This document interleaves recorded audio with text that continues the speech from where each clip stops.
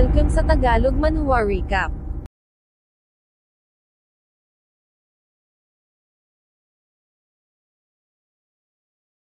Pagsapit ng hapon, ay narating na nila ang Heavenly Dao Battlefield Teleportation Tower. Master, maraming tao rito, sambit ni Yefang at sinabi naman ng sect leader na natural lang ito. Though ang Heavenly Dao Battlefield ay delikado, bawat realm ay isang independent battle space kaya ang safety ay guaranteed. At ang isa pa sa dahilan kung bakit maraming tao, ay dahil sa mga opportunities at mga cultivation resources na nasa loob ng Heavenly Dao Battlefield.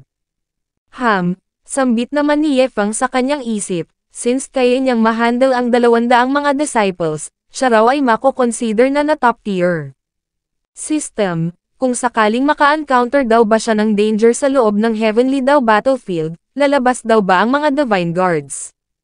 Nag-notify ang system, ang mga Heavenly Guardians ay lubos na ini-ignore ang rules ng Heavenly Dao Battlefield, maaari silang lumabas anumang oras. Impressive, sambit naman ni Yefang, ngayon maaari na raw siyang mag-relax at magsaya.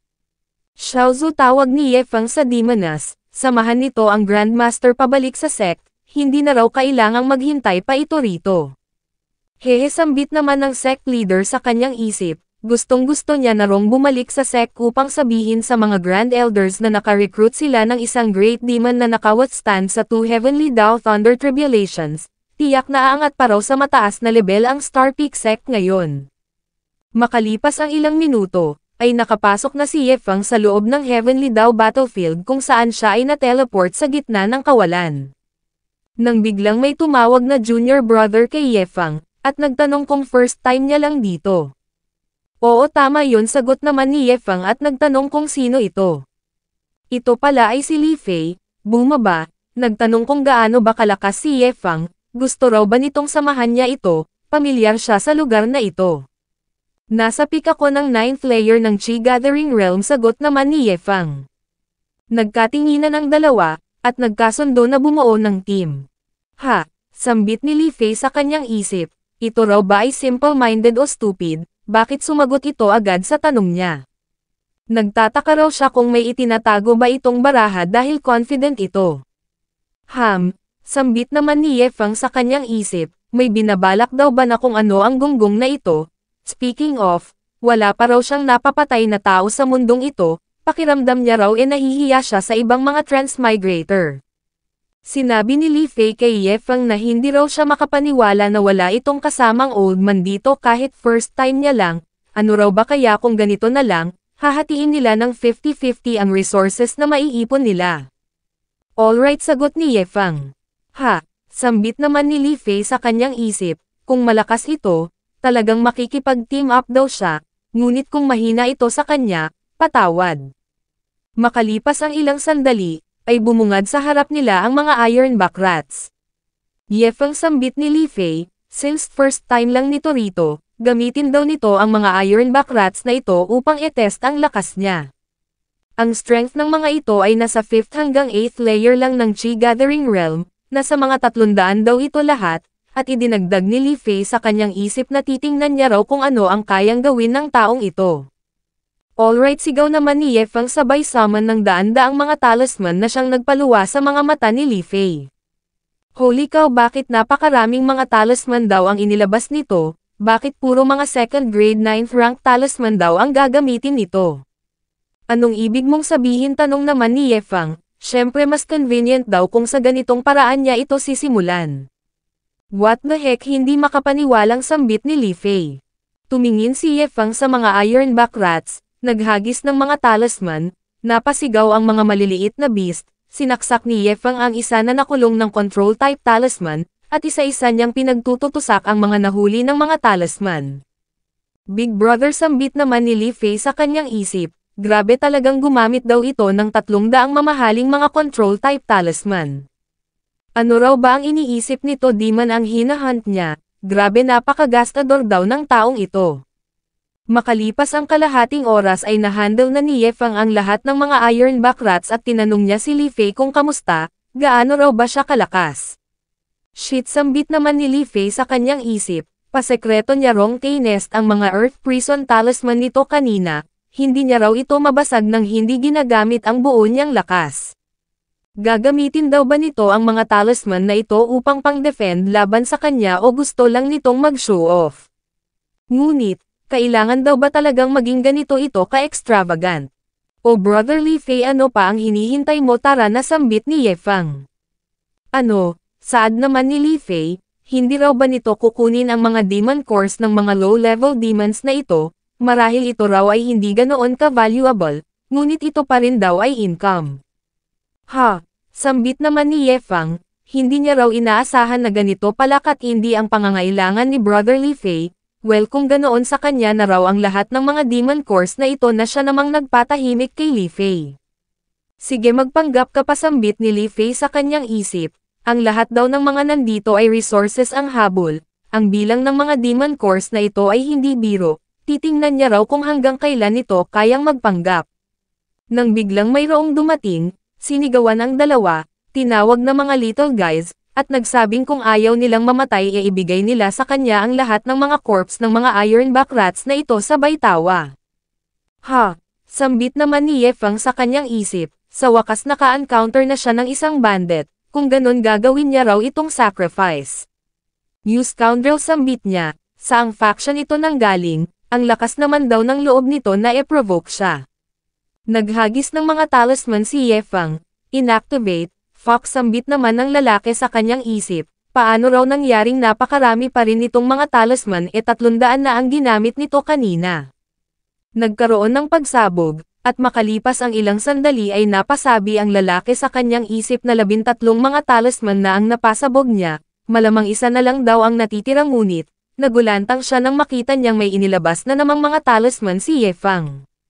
Napabuntong hininga si Li Fei, buti na lang daw naging maingat siya kanina at hindi niya nagalit si Ye Feng.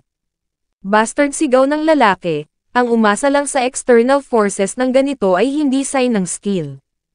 Kung mayroon itong guts, bitawan daw siya nito at isettle nila ito gamit ang sarili nilang lakas.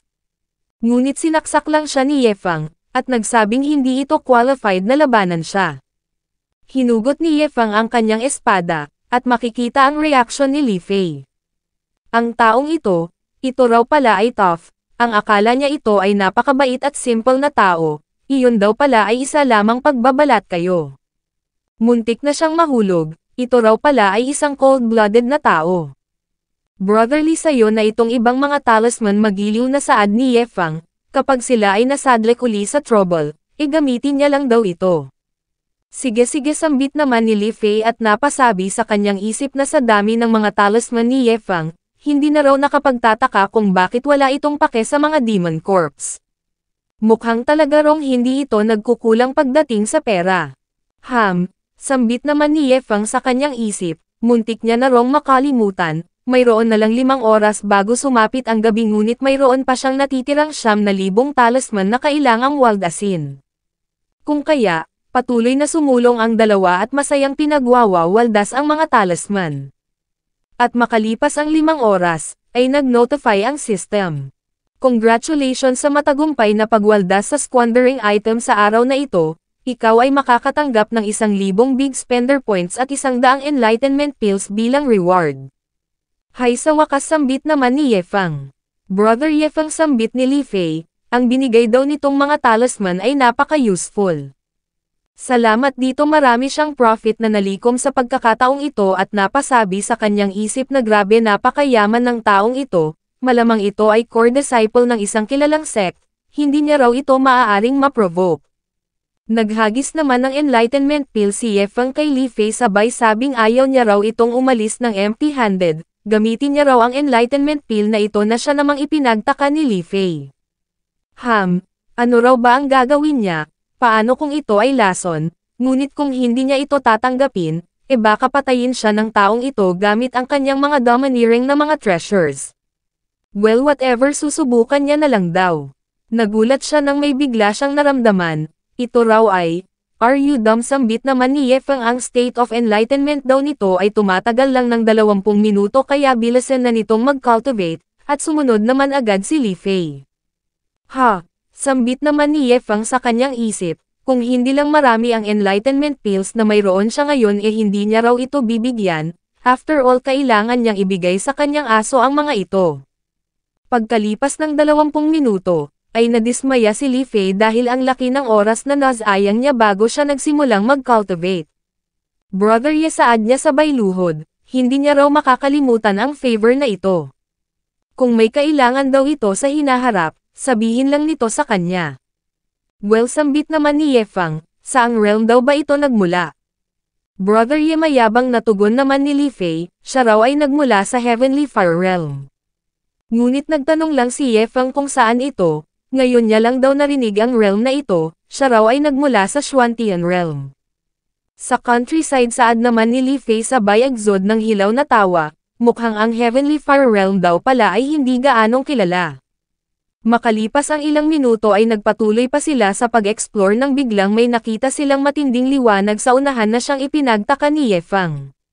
Brother Ye Fang, nakahit tayo ng jackpot sa pagkakataong ito, sambit ni Li Fei sabay daos-dos dala ang isang pickaxe. Ang mga ito raw ay mga low-grade na mga spirit crystals, at ang tansya niya ay nasa 200 ang bilang ng mga ito. Wow, sambit naman ni Ye Fang, since masaya ito sa kanya na raw ang lahat ng ito na siya namang labis na ipinagtaka ni Li Fei. Brother Ye, bakit hindi raw ito kumukuha ng mga treasures dito? Maaari niya raw bang may tanong kung ano ang ipinunta nito rito sa Heavenly Dao Battlefield? Sumagot naman si Ye Fang na upang magsaya, magpakasasa, marami raw siyang mga good stuff kaya ang mga bagay na narito sa Heavenly Dao ay hindi nakapagbibigay ng interest sa kanya.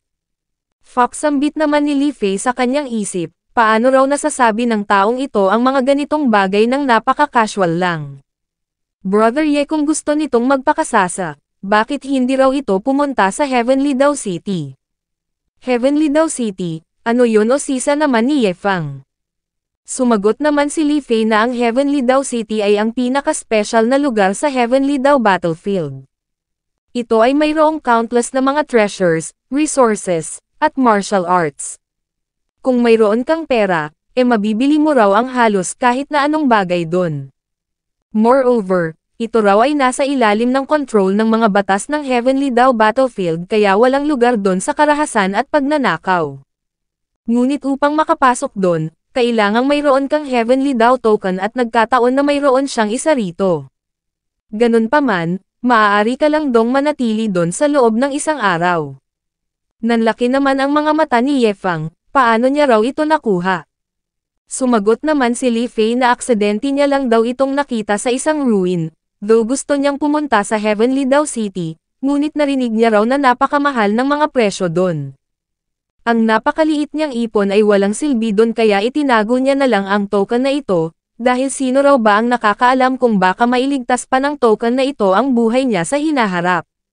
Ngunit since binigyan siya ng mga enlightenment ni Brother Ye, iyon ay katumbas ng opportunity, maaari ring hindi na sila magkita pa sa hinaharap, kaya ibibigay niya na lang daw kay Ye Fang ang Heavenly Dao token na ito. Teka lang, sabat naman ni Ye Fang, hindi raw siya tumatanggap ng libre, kaya tanggapin niya raw itong isang bote ng enlightenment pills. Salamat Big Brother, sambit ni Li Fei, alam na alam niya raw na ito ay hindi isang kuripot na tao. Ha, sambit naman ni Ye Fang sabay suri sa token, bakit daw ba halos lahat ng bagay sa mundong ito ay nangangailangan ng patak ng dugo? Kinagat niya ang kanyang hintuturo, inilapat sa spell circle, lumutang ang token, nag-imit ng spiritual energy at usok na siyang ikinagulantang ni Ye Fang, at bigla siyang naglaho. Hihihi, sambit ni Li Fei sabay buhos ng mga pills sa kamay niya, ang i-exchange niya ang walang silbing token na yon sa 13 mga enlightenment pills, ito raw ay isang napakalaking good deal. Samantala, nag-travel si Ye Fang sa space, hanggang sa siya ay bumagsak sa isang particular na lugar. Dahan-dahan siyang bumangon, holy cow, saad niya nang bumungad sa harap niya ang isang napaka-advanced na city.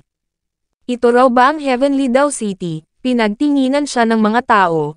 Ejot ba itong taong ito, sambit ng isa? Saan nanggaling ang country bumpkin na ito, sambit ng isa? At sinabi naman ng isang ina sa kanyang anak na lumayo ito sa taong yon.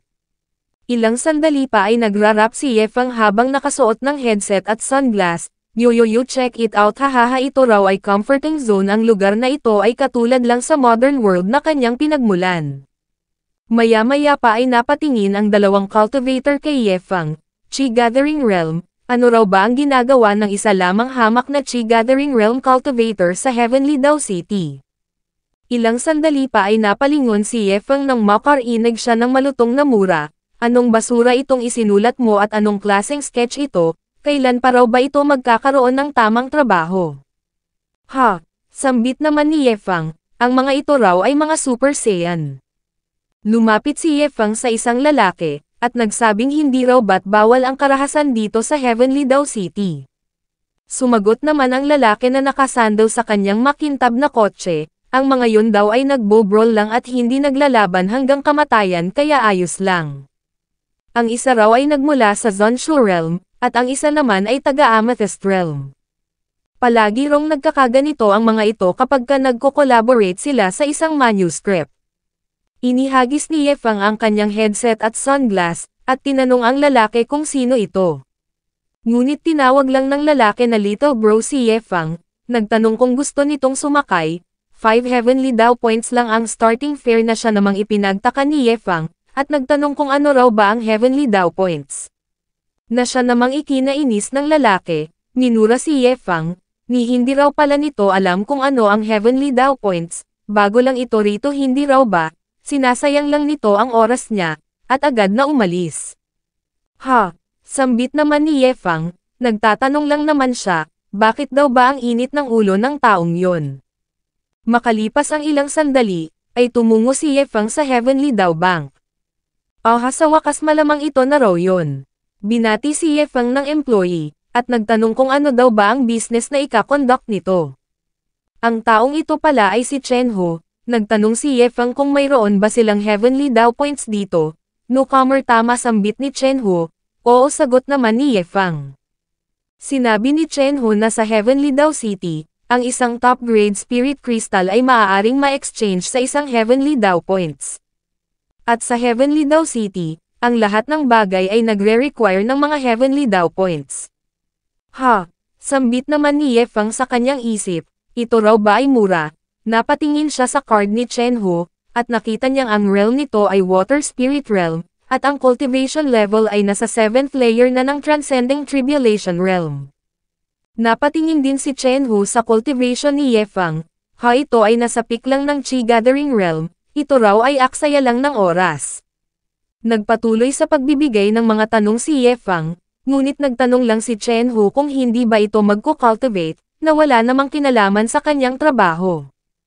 Ha, sambit naman ni Yefang, ganoon daw ba talaga kahirap na makakuha ng mga spirit crystals sa Heavenly Dao Battlefield?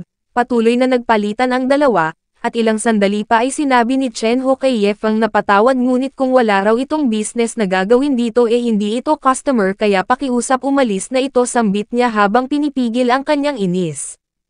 Tumalikod si Chen Ho, teka lang saad ni Yefang, naghahanap ba ng gulo ang batang ito sambit naman ni Chen Ho sa kanyang isip, ngunit nagulantang siya nang maglabas si Yefang ng storage ring na naglalaman ng 100 milyong top-grade spirit crystal. Oh my god sige maghahanda raw siya ng magic card converter ngayon din upang i-convert ang mga ito sa Heavenly Dao points. Sir pakiusap maghintay lang ito, paprocess niya raw ito ngayon mismo. Ha, sambit naman ni Yefang sa kanyang isip, ang fantasy world daw na ito ay nagiging mas interesting pa ngayon.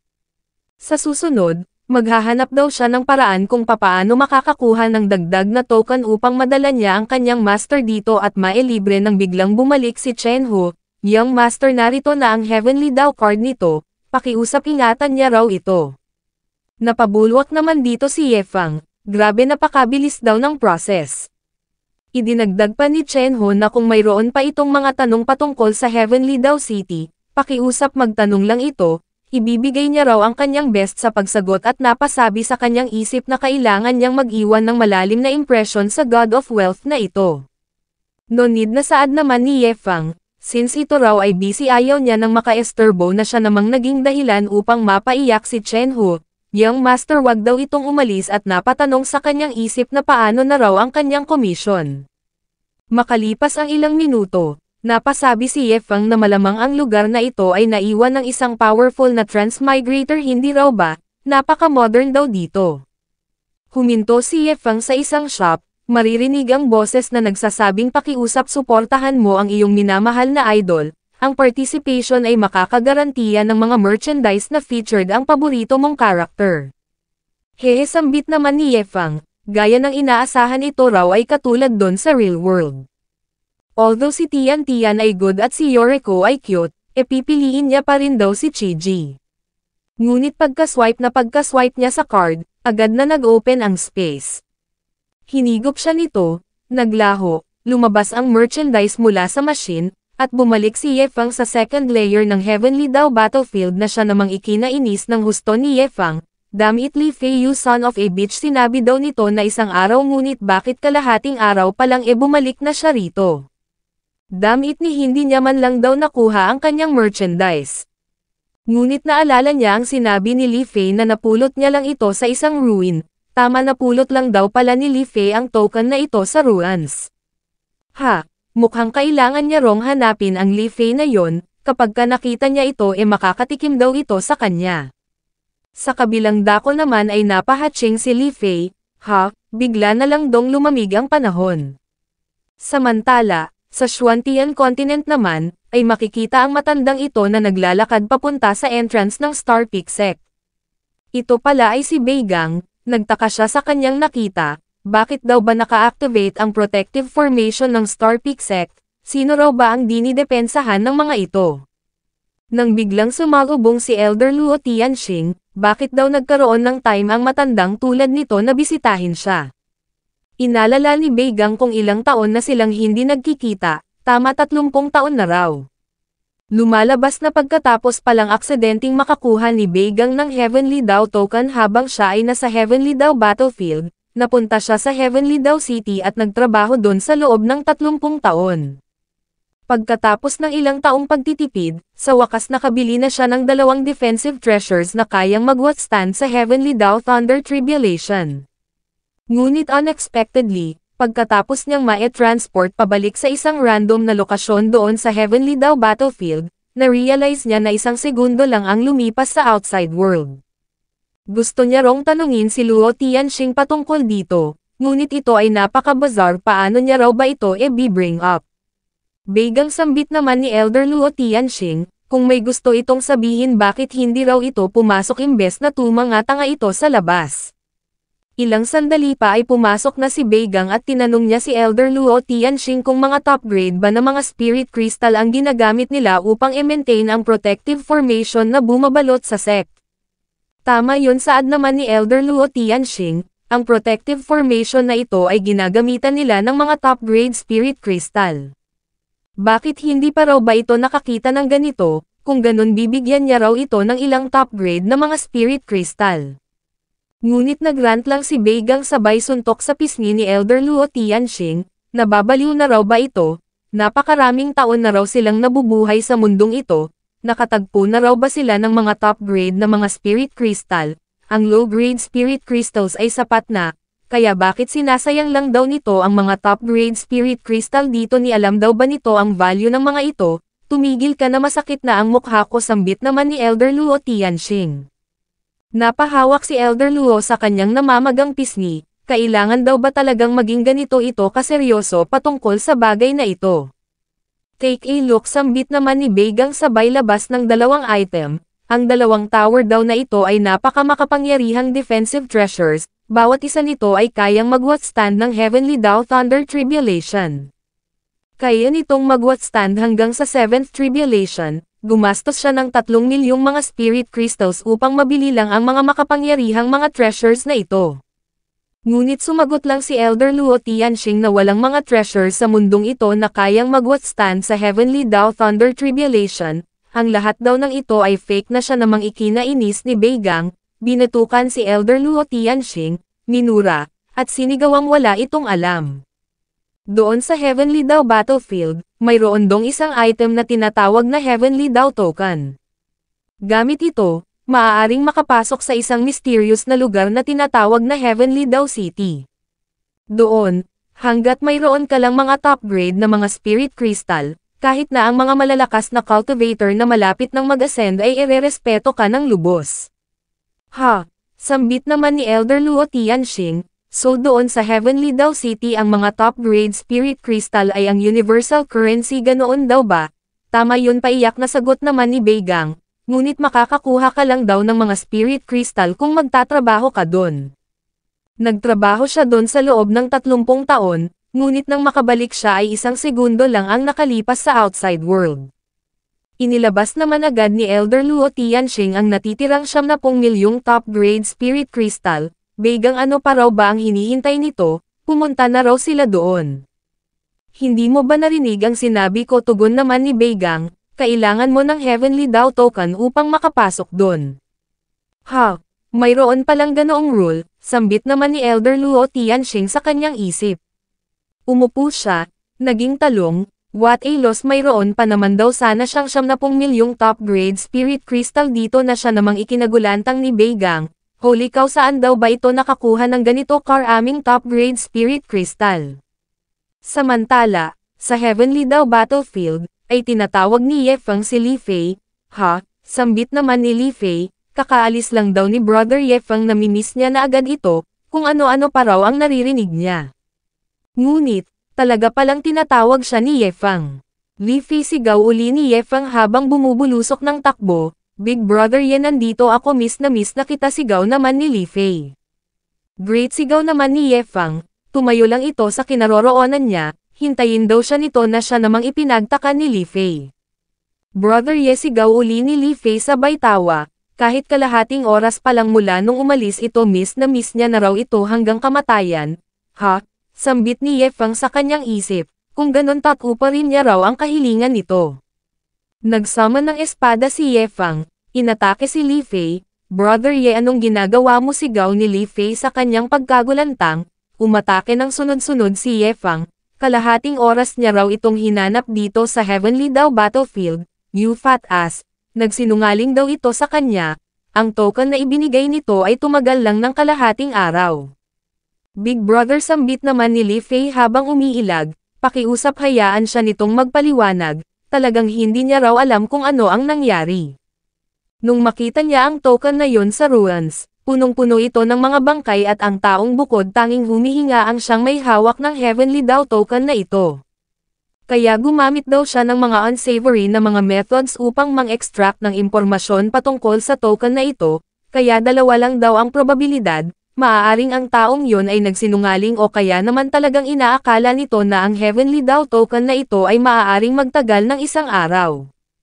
Natigilan si Ye Feng, tumigil sa pag-atake, inihagis ang kanyang espada, alright, naniniwala daw siya. By the way, Big Brother, sambit naman ni Li Fei, ano raw ba ang ginawa nito doon? Anong klaseng lugar daw ba ang Heavenly Dao City? Teka lang, sambit naman ni Li Fei sa kanyang isip. Hindi raw ba't kalahating oras pa lang ang nakararaan mula nang umalis ito tapos hinanap siya nito sa loob ng kalahating oras, hahabuti na lang daw ipinagpalit niya ang bagay na yon sa 13 enlightenment pills. Ha, sambit naman ni Ye Feng at nagtanong kung mayroon daw bang technology sa realm na pinagmulan nito. Technology? Anong technology, pagtatakang tanong naman ni Li Fei. Sinabi naman ni Ye Feng na since hindi nito alam kung ano ang technology, hindi niya raw ito maipapaliwanag. Ngunit tandaan nito, kung gusto nitong pumunta sa Heavenly Dao City, kailangan nito ng mga top-grade spirit crystal sa lugar na yon, napakahalaga ng bagay na ito sa lugar na yon. Top-grade spirit crystal, sambit naman ni Li Fei sa kanyang isip, ni maa-afford niya raw ba ang mga ito, nang biglang nag-notify ang system. Ang big spender list item sa araw na ito ay na-refresh. Ito na ngayon ay 10,000 sword intent fragments. Na siya namang ipinagtaka ni Ye Feng, ano daw ba ang ibig sabihin nito? Pangalawang araw niya na dito sa Heavenly Dao Battlefield, mga sword intent fragments, mas madali raw sana itong wawaldasin kung nandito ang aso niya.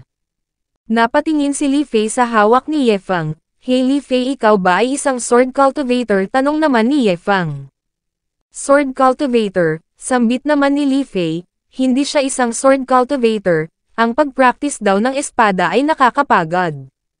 Hihihi, so hindi mo pala gustong maging sword cultivator, makikita ang reaction ni Li Fei, at agad na tumakbo. Li Fei, tumigil ka, sigaw ni Ye Feng. Sorry brother, sambit naman ni Li Fei, Nalimutan niya rong naiwan niya pala ang kanyang dusty teapot sa labas.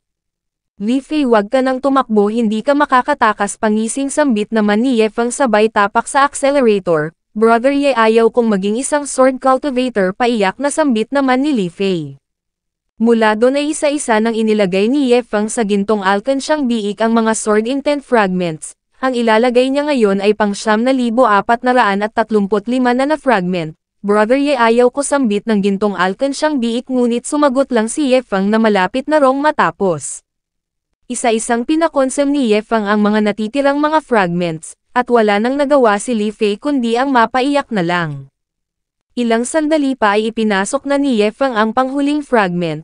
Sa wakas tapos na sambit naman ni Ye Feng, nakatanggap siya ng 5,810 na big spender points. Big brother, sambit naman ni Li Fei, binigyan daw siya nito ng napakaraming mga death sword intent fragments. Hindi raw ba nasayang lang ang mga ito sa kanya? Ilang sandali pa ay nag-release ng death sword intent si Li Fei at nagsabing alam niya rong sobrang lakas niya na ngayon, ngunit siya raw ay hindi para sa sword cultivation. Tingnan mo, dagdag pa ni Li Fei sabay swing ng espada, nagulantang ang mga tupa, napasigaw ng mahajep ng slash ni Li Fei. Sambit ni Li Fei sabay hagis ng espada, ito raw ay higit na mas malakas kumpara sa inaasahan niya. Oh no! Once na malaman ng master niya ang patungkol dito, tiyak daw na pipuwersahin siya noon na mag-switch sa sword cultivation. Oh my, mukhang ito na raw ang katapusan ng kanyang pagpapanggap na mahina. Brotherly, pakiusap, wag mo akong pasalamatan, sambit ni Ye Feng sabay tapik sa balikat ni Li Fei. Kung magwo-work hard daw ito ngayon, maaari itong mag-breakthrough sa Sword Heart Realm anumang oras. Sword Heart Realm, shit, sambit naman ni Li Fei sa kanyang isip. Ang sect master daw ay ang pinaka-enlightened na tao sa kanilang sect, ngunit ito ay inabot ng daan-daang taon bago nito narating ang Sword Heart Realm. Shit, kapag nalaman daw nito ang patungkol sa nangyari sa kanya, tiyak na ida-dissect siya nito. Sa puso ni Li Fei, siya ay nagsasuffer na, ngunit hindi niya ito masabi. Brother Ye, saad niya, salamat daw sa great opportunity, ngunit by the way, bakit hindi raw nito ginamit para sa kanyang sarili ang mga death sword intent fragments na yon? Sambit naman ni Ye Feng, ano naman daw ang gagawin niya doon, hindi naman siya isang sword cultivator. Sambit ni Li Fei sa kanyang isip, ano naman kung hindi ito isang sword cultivator, siya rin naman daw hindi. Maya-maya pa ay napa-flinch si Li Fei nang biglang ipinirform ni Ye Feng ang Earth Rank Top Tier Technique na 9 Radiance Thunder Lotus. Let's go brother, sambit ni Ye Feng, hindi na raw nito kailangan pang mag-alala, magmula ngayon ay edu-dominate na nila ang second layer ng Heavenly Dao Battlefield. Labis na nagtaka si Li Fei, ito raw ay ang exclusive martial technique ng kanilang Thunderclap sect. Brother Ye, saan niya raw ito nakuha? Sambit naman ni Ye Feng, alam mo ang technique na ito? Well, of course pamilyar ako dito, sagot naman ni Li Fei. Siya raw ay nagtataglay ng Thunder and Fire Dual Spiritual Roots, mahigit sa isang buwan niya na rong iniensayo ang teknik na ito ngunit hindi niya ito makuha-kuha. Napa-contemplate naman si Ye Feng nang marinig ito, doon sa Star Peak Sect ay wala rong nakakaalam patungkol sa teknik na ito, ang alam lang nila ito ay isang Earth Rank Top Tier Martial Technique, at hinihinala ng lahat na siya mismo ang lumikha sa teknik na ito. Ngunit ngayon, lumalabas daw na ang mga martial techniques na nasa loob ng mga martial technique jar ay hindi lang limitado sa Xuantian Continent. Let's go, sigaw ni Ye Feng. Ang susunod nilang goal ay ang i-hunt ng sabay-sabay ang lahat ng mga beast na nasa 9th layer ng Chi Gathering Realm. Big Brother Ye, sambit naman ni Li Fei, hindi pa raw nito sinasabi kung saan nito natutunan ang teknik na yon. Makalipas ang ilang sandali, pagkatapos na mag-hunt ng dalawa ng ilang mga beast, ay makikita ang ilang mga cultivators na nag-o-obserba sa dalawa. Saan nanggaling ang dalawang ito, sambit ng isa, ang mga ito raw ay napakayabang, nininervyos naman ang isa, gusto niya na rong umuwi, at napasabi naman ang isa na hindi raw ba't ang mga bastards na ito ay ridiculously strong, hindi raw nila ito maaaring ma-provoke. Nagpatuloy sa paglalakad ang dalawa, kumakanta pa rin si Ye Feng, at mapag-aalamang-alam na pala ni Li Fei na mayroong nag-o-obserba sa kanila. Sambit niya sa kanyang isip, Pagkatapos niyang pumunta rito sa Heavenly Dao Battlefield sa loob ng napakaraming beses, ito raw ang unang pagkakataon na siya ay naging mayabang, ito raw ay napakasarap sa pakiramdam. Ngunit still, kailangan niya pa rin dong maging maingat, dahil kahit na mayroon na siyang Death Sword intent ngayon, kapag pinagtulungan siya ng mga ito, katapusan niya na. Brother Ye, kailan daw uli ito babalik rito sa Heavenly Dao Battlefield? Magkaroon daw sila ng appointment, baka magkita uli sila. Sure, sagot naman ni Ye Fang, ngunit sa susunod na balik niya, sa third layer na raw siya papasok. Na siya namang ipinagtaka ni Li Fei, Big Brother, mayroon na raw ba itong signs ng breakthrough? Dediretso na raw ba ito sa 9th layer ng Spirit Fusion Realm pagbalik nito rito? Ngunit sumagot lang si Ye Fang na no need. Hindi niya na raw kailangan ng signs of breakthrough, kaya niyang mag-breakthrough kahit kailan niya gusto. Si Brother Ye ay amazing sambit ni Li Fei, at idinagdag ni Ye Fang na ngunit wag daw muna nilang pag-usapan ang patungkol doon sa ngayon, ang 5 Chi Gathering Realm 9th Peak Beast daw na yon ay kanya, at kay Li Fei na yung iba. Got it, sambit ni Li Fei, nagsimulang mag-release ng spiritual energy si Ye Fang, ipinirform ang Mind Radiance Thunder Lotus, at nagpakawala.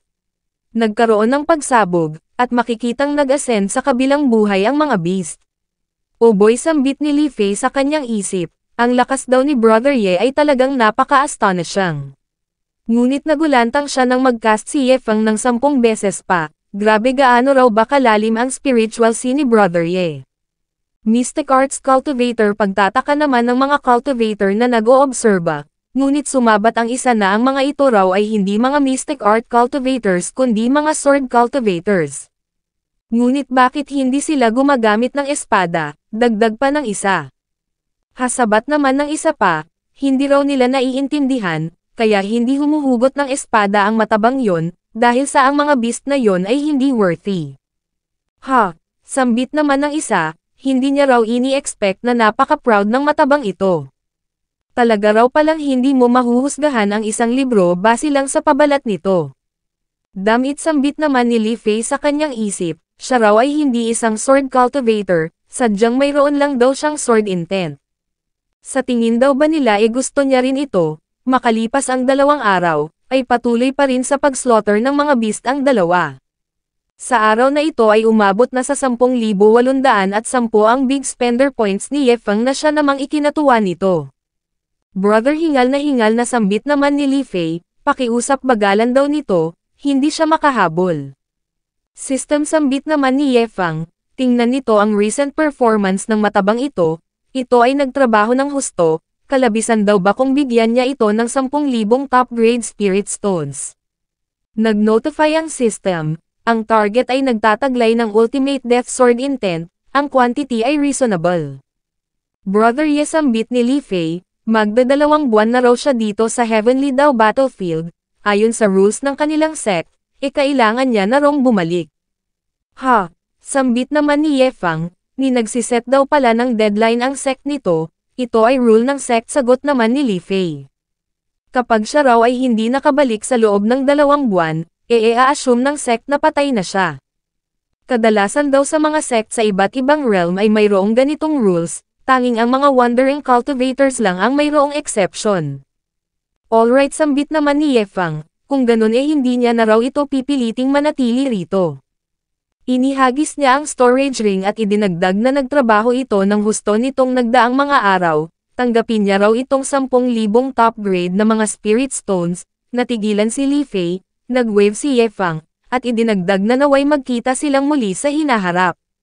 Big Brother Ye, sambit ni Li Fei, nag-fist salute, ito raw ay ang kanyang benefactor, naway magkita silang muli sa hinaharap. Sambit ni Ye Fang sa kanyang isip, ngayon ay mag-isa na naman siya. Makalipas ang ilang sandali, ay nag-notify ang system. Congratulations sa host para sa matagumpay na pagwawaldas, ito ay makakatanggap ng 200 big spender points at 10,000 death sword intent fragments bilang reward. Sambit naman ni Ye Fang, umalis na raw yung mataba, bakit binigyan pa siya ng ganito, maaari niya raw itong mawaldas ngayon ngunit hindi siya makakatanggap ng malaking big spender points. Kung ganun siya na lang daw ang gagamit nito at iyon na nga ang ginawa ni Ye Fang sa pamamagitan ng fusion. Ha! Sambit naman ng isang lalaki, sa wakas umalis na raw yung matabang sword cultivator, ngayon ang mayabang na lang daw na ito ang natira at marami-rami na wrong spiritual energy ang nagamit nito kanina.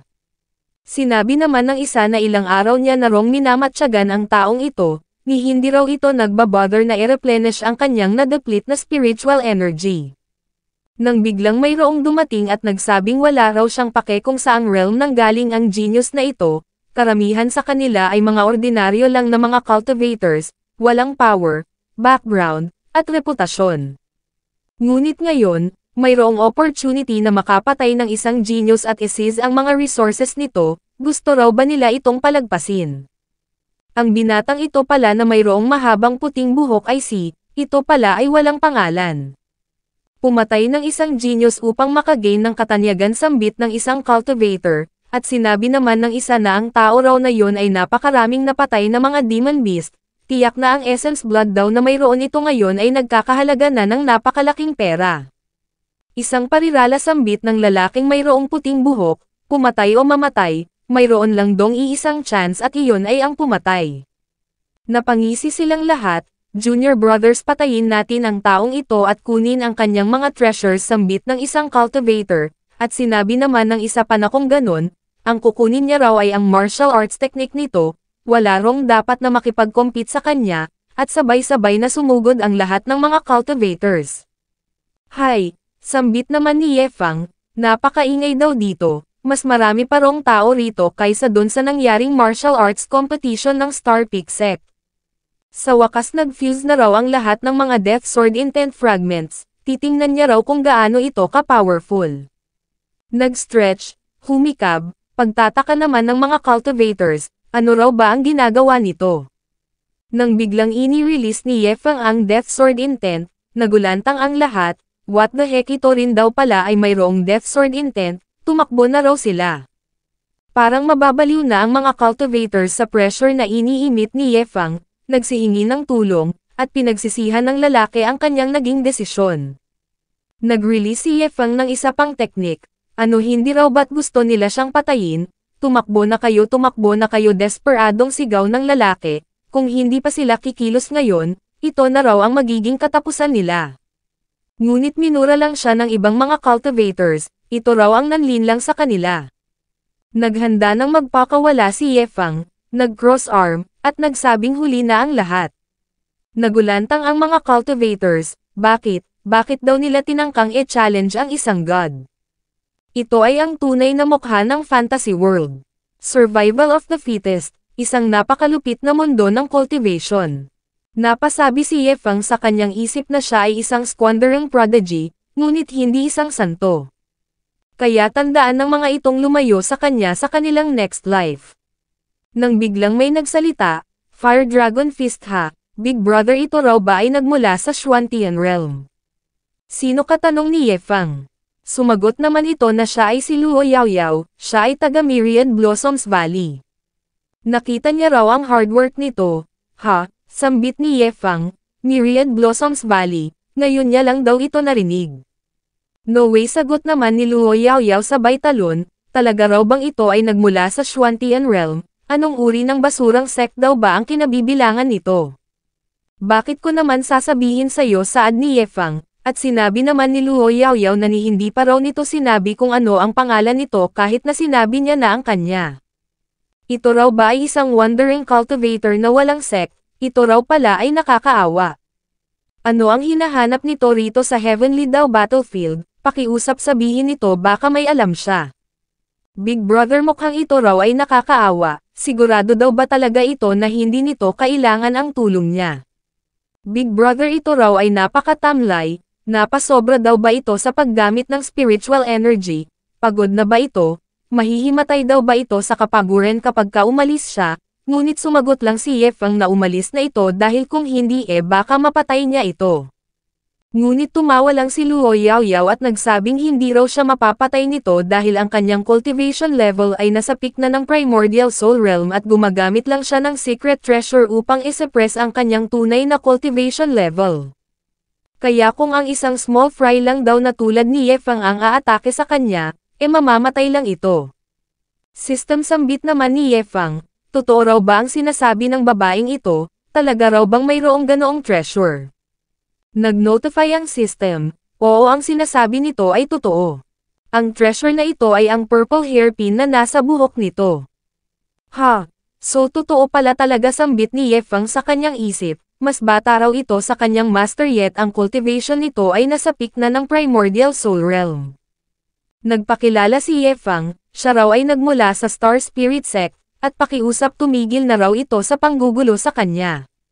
Star Spirit Sect sambit naman ni Luo Yaoyao, anong klaseng basurang sect daw ba yon?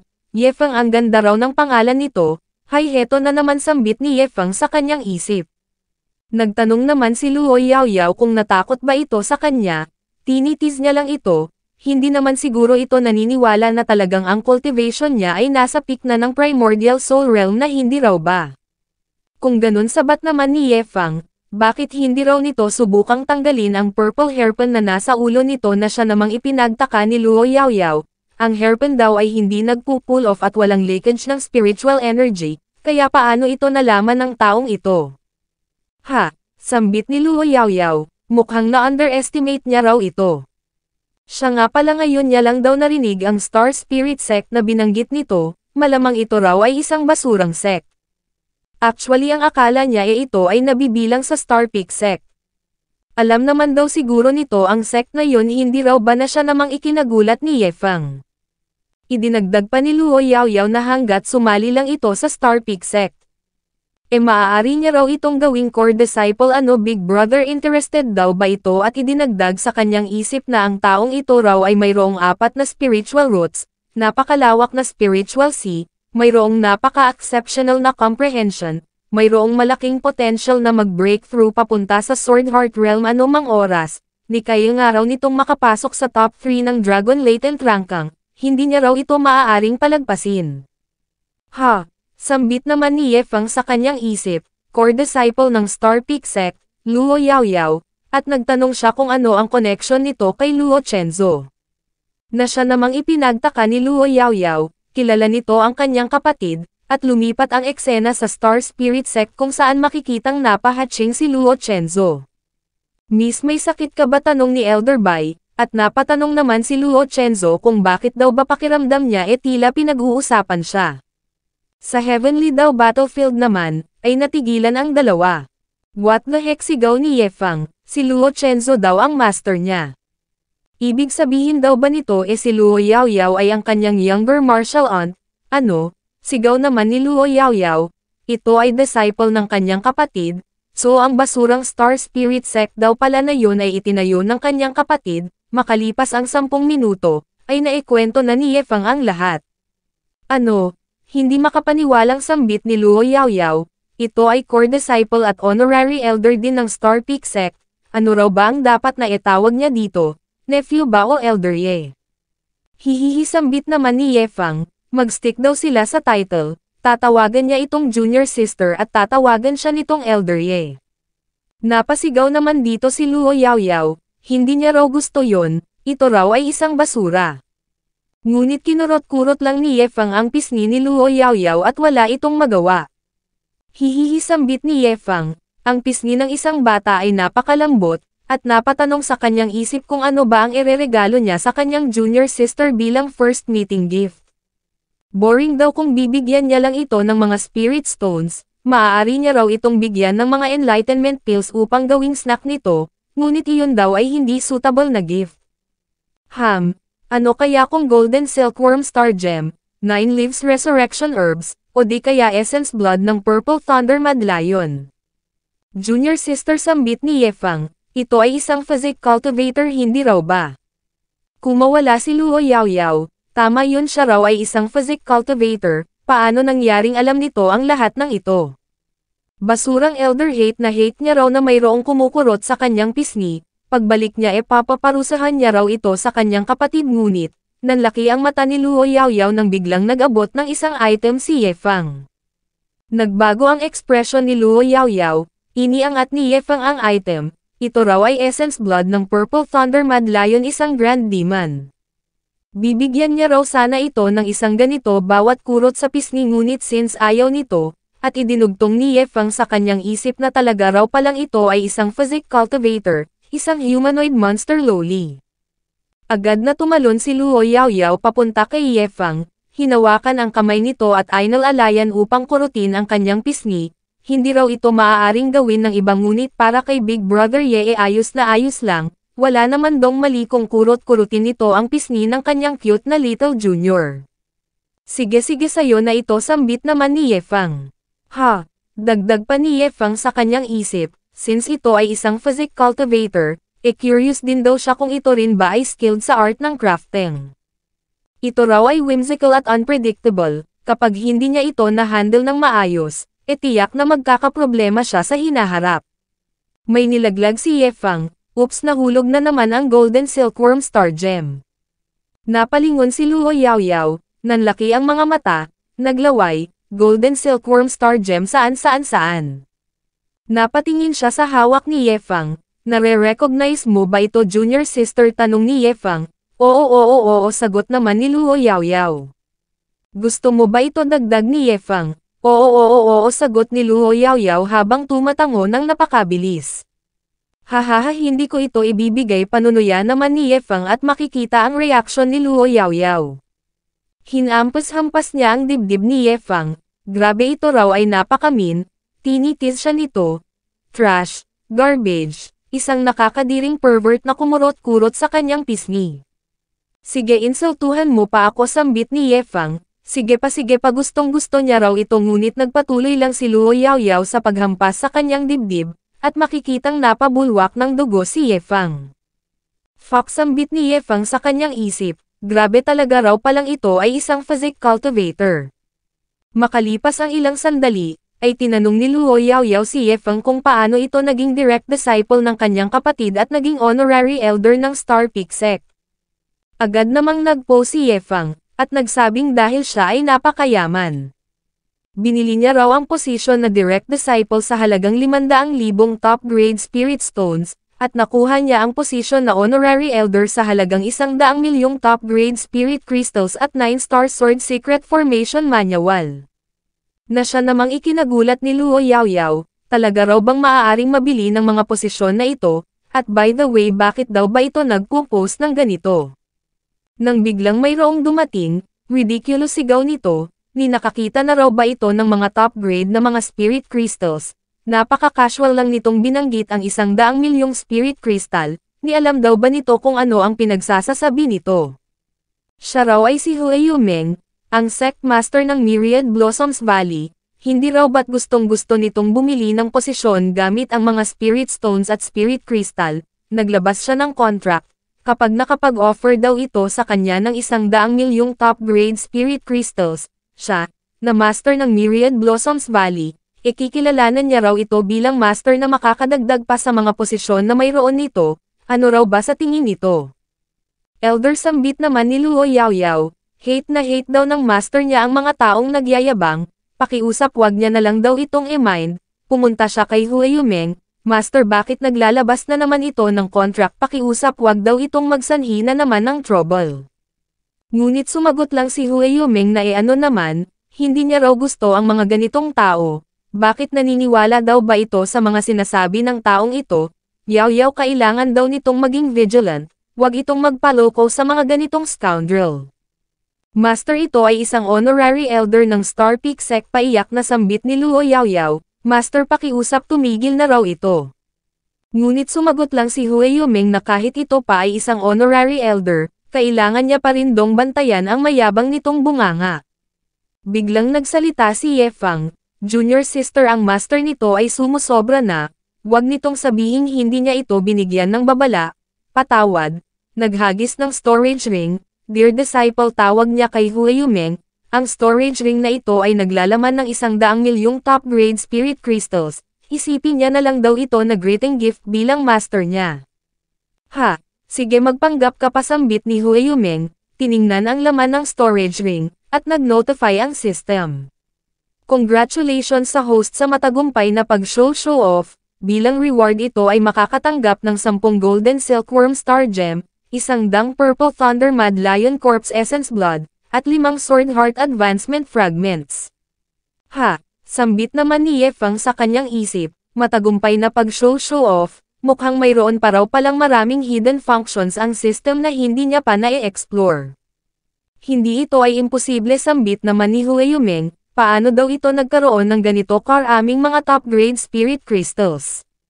Ngunit naglabas lang ng iba pang rare item si Ye Feng, sa tingin daw ba nito yung mga basurang spirit crystals lang na yun ang mayroon siya, na siya namang ikinagulantang ng dalawa. Dumampot ng isang item si Ye Feng at nagsabing ito ay genuine na Sword Heart Advancement Fragment. Hanggat ang iyong sword intent ay naabot na ang peak at kaya mong ma-absorb ang power na nasa loob nito, ikaw ay direktang magbi-breakthrough papunta sa Sword Heart Realm at idinimo ito mismo ni Ye Feng. Sword Heart Realm, sigaw naman ni Hue Yumeng, ito raw ay isang sword embryo prototype, sumusuko na raw siya. Magmula ngayon, siya na si Hue Yumeng, ay disciple na ni Ye Feng. Ngunit ang relationship na ito ay exclusive lang sa kanilang dalawa, wala rong kinalaman dito ang Myriad Blossoms Valley. Ha! Sambit ni Luo Yaoyao sabay lingon sa kanyang master, it's over, ngayon maging ang kanyang master ay naging involved na rin kay Ye Feng. Ang buhay ay meaningless, si Ye Feng ngayon ay master na ng kanyang master, ibig sabihin daw ba nito great grandmaster niya na si Ye Feng ngayon.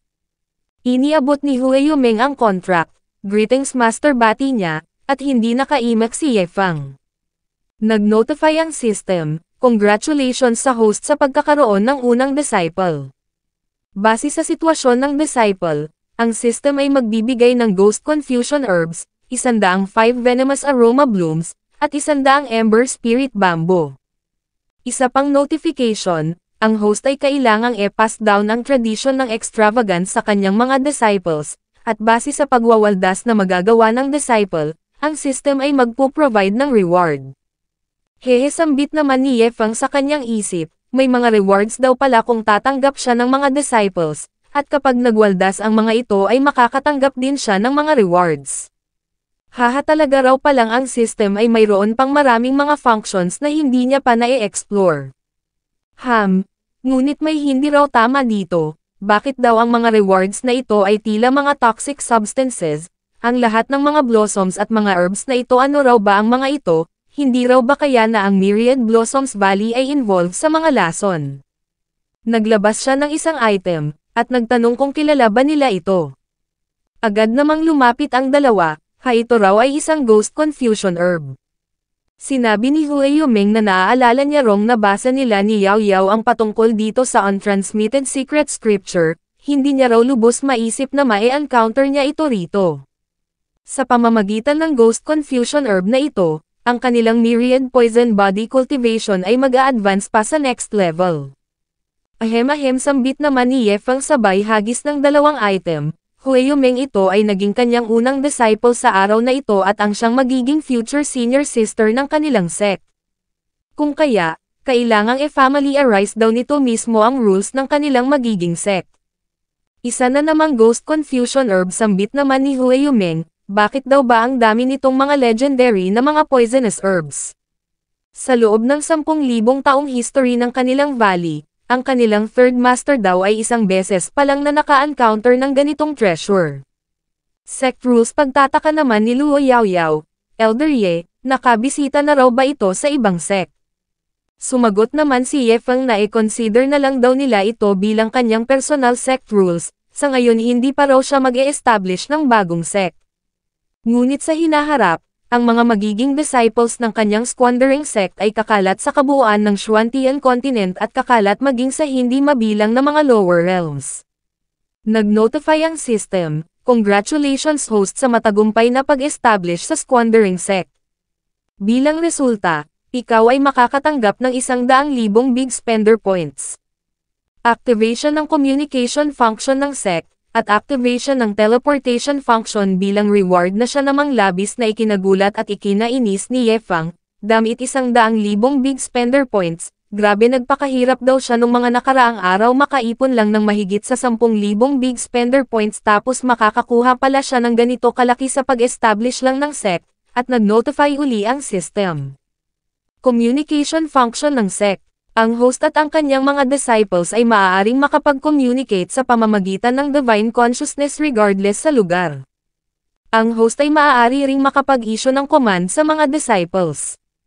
Isa pang notification, patungkol sa teleportation function. Kahit nasaan pa ang mga disciples, ang mga ito ay maaaring makateleport rekta sa lokasyon na kinaroroonan ng host. Bawat disciple ay maaaring mag-teleport ng isang beses sa isang araw sa loob ng isang oras at pagkatapos nun, automatic silang ibabalik sa lokasyon na pinanggalingan nila. Teka lang sandali, sambit ni Yefeng sa kanyang isip, kung ang disciple na ma-recruit niya ay mula sa ibang realm, ibig sabihin daw ba nun makakapunta rin siya sa ibang realm? Sumagot ang teleportation anchor, ang squandering sect na kumalat sa buong mundo ay hindi lang isang panaginip. Ang maalamat na kwento ng pagwawaldas ay mag-e-echo sa hindi mabilang na mga realms at pupurihin ng mga bata at matatanda na makaka-experience nito.